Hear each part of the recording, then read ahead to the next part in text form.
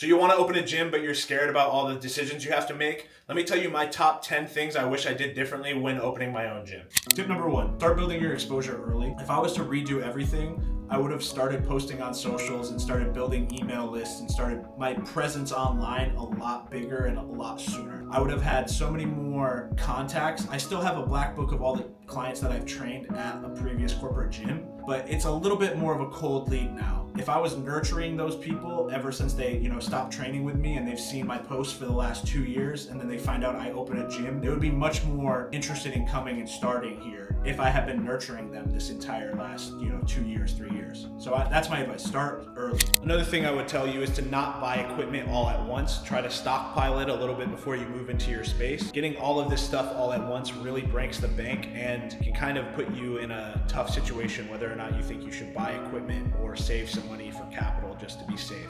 Tip number 3, find something to help you stand out. Whether it's you pick like a boxing niche or a group fitness niche, something to make your gym stand out from others. Personally, I'm in Southern California, so there's a million gyms everywhere. So if I can find something that makes me really stand out, I'm gonna focus on that. For me personally, it's the fact that it's a private gym, it's a one-on-one environment.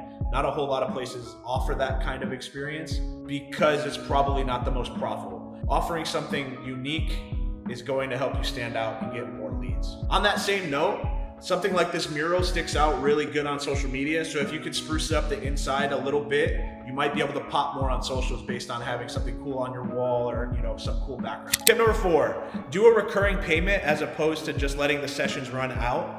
It is nice for the clients to be able to just, re-up whenever, but it also kind of instills that it's okay to miss sessions. And then for you, it gives you no financial stability. So not when your next payment is coming, you don't know what the month outlook is gonna be. So it just kind of doesn't set up you for success or your client for success.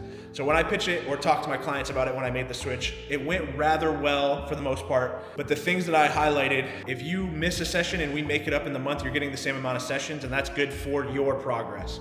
And it also helps me because then I know when I'm getting paid and what my financials will look like. Clients care about you and their goals. It'll be an easy mesh. You just gotta have the confidence to bring it up. Tip number 5, make sure you have branding everywhere. You want this place to feel like your gym. You don't want it to just look like any other ordinary gym. And you want to feel comfortable and confident when you have new people coming in. So make sure that your logo or your branding, your color scheme is everywhere. Invest in whatever you think is worth it. Just make sure that your gym doesn't look like every other gym that's out there. Tip number 6, you can't do everything yourself. You need to delegate or be ready to invest in a team. If I didn't have Hav, shout out my social media manager / editor / homie. If I didn't have him, I wouldn't be able to post every day like I do or post with the quality that I do. So if you aren't ready to invest in yourself and really believe in your business or your vision, maybe hold off on getting into a gym because you really need to be able to take that leap and be willing to risk some stuff to get rewards. And I hope you'll be pleasantly surprised when you do. Tip number 7, look into getting independent trainers. If you have enough space in your place,